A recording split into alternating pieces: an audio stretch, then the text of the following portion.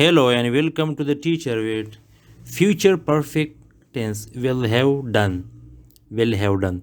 In this video, we are going to know about the future perfect tense and the use of will have done. Will have done is a short form where we can use instead of future perfect tense, and it means that how can we use the will have done and how to use the future perfect tense. It's easy to learn. Be focused and attentive to the class, and I hope you will learn each and everything related to the future perfect tense. Let's start.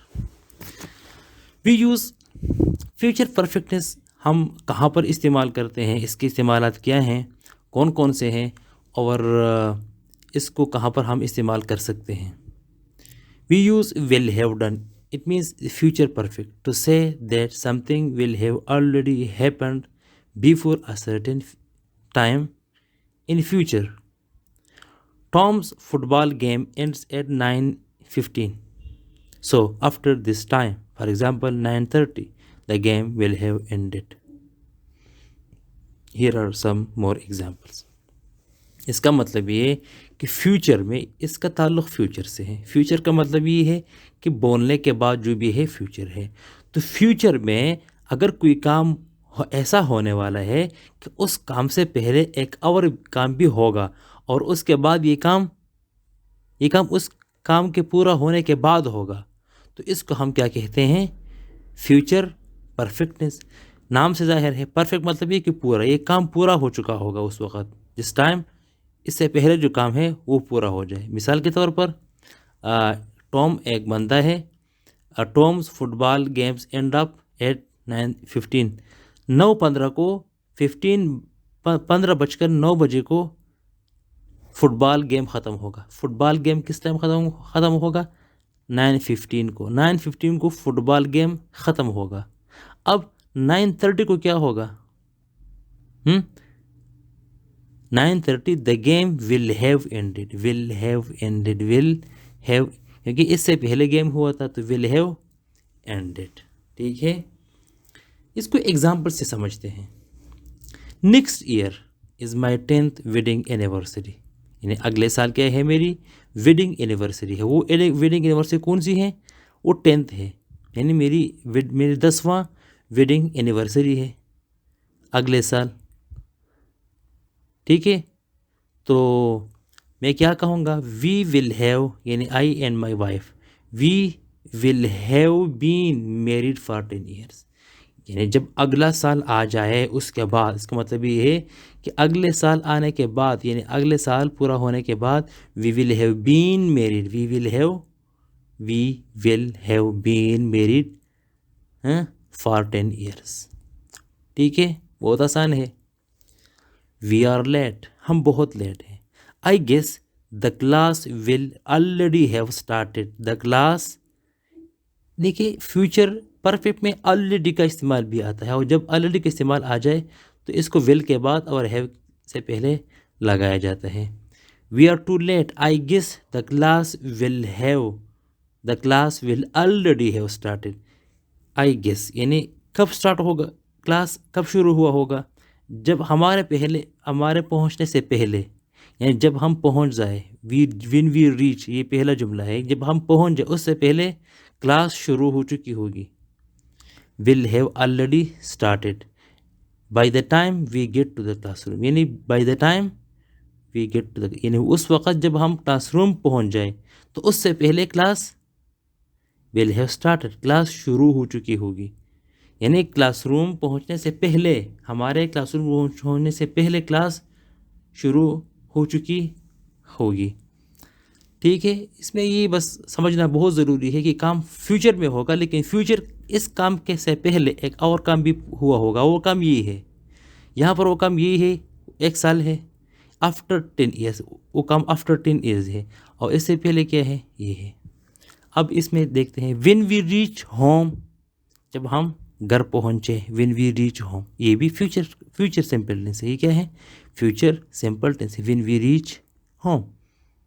The mother will have cooked the meal. The mother will have cooked the meal. जब हम घर पहुँच जाए तो माँ खाना तैयार कर चुकी होगी. Will have cooked. Will have cooked the dinner. The mother will have cooked the dinner. It's too much rain now, मतलब अभी बहुत तेज़ बारिश हो रही है। When we leave tomorrow, when we leave tomorrow, जब हम कल मतलब लीव करते हैं, छोड़ते हैं, चले जाते हैं। When we leave tomorrow the rain will have stopped, the rain will have stopped, यानी कल की बात हो रही है कि विन वी लीव टुमारो, कल जब हम छोड़ते हैं, जब हम यहाँ से चले जाते हैं, the rain will have stopped.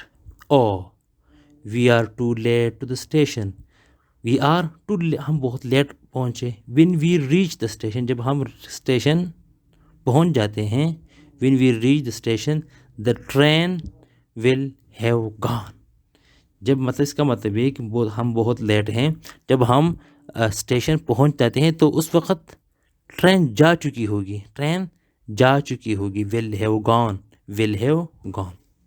तो यहाँ तक समझ में आ गया होगा कि हम कहाँ पर इसका इस्तेमाल करते हैं।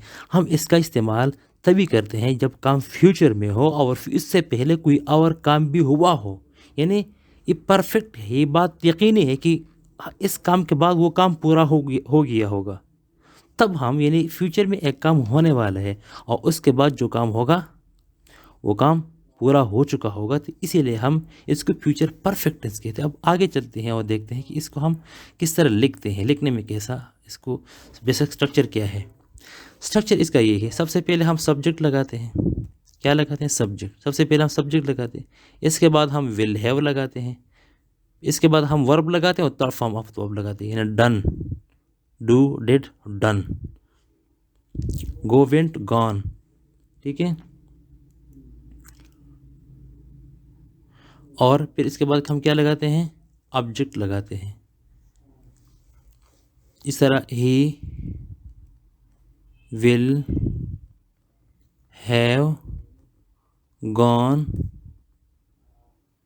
He will have gone home. ठीक है, अब इसका जो सब्जेक्ट्स हैं हमारे सब्जेक्ट हैं, ये सब्जेक्ट हैं, सब्जेक्ट भी हैं और प्रोनाउंस भी हैं। ठीक है, इन प्रोनाउन के साथ हम क्या लगाते हैं? He will have gone, she will have gone, it will have gone, I will have gone, you will have gone, we will have gone, they will have gone. यानी फ्यूचर परफेक्ट टेंस में सबके साथ हम ऐसा ही एक ही लगाते हैं, will have done. अब क्वेश्चन में हम क्या करते हैं? क्वेश्चन में हम ये करते हैं कि सबसे पहले हम क्या लगाते हैं? Will they have done. सबसे पहले हम क्या लगाते हैं? विल। इसके बाद हम जो भी हो सब्जेक्ट हो वही लगाते हैं। इस तरह सब्जेक्ट यहाँ पर क्या है? दे है, और फिर हैव लगाते हैं और वर्ब आखिर में वर्ब लगाते हैं। इस तरह नेगेटिव में क्या करते हैं? They won't, I won't, she won't, यानी दे के साथ भी हम वोंट लगाते हैं, दे वोंट। वोंट का मतलब क्या है?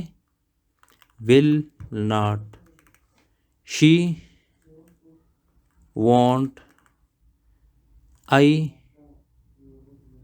Won't, he won't, it won't, they, he, she, it, I, you won't, and we won't। सबके साथ हम क्या लगाते हैं? won't लगाते हैं। ठीक है, बहुत आसान है, बहुत ईजी है। फ्यूचर परफेक्ट टेंस स्पेस में आपको बताऊँ कि बहुत ही आसान टेंस है, इसमें कोई मुश्किल चीज़ नहीं है, बहुत ही सिंपल है, बहुत ही आसान है। अगर समझ में नहीं आया है तो इस वीडियो को दोबारा देखो, बार बार देखो, तो समझ में आ जाएगा। ये बहुत आसान है।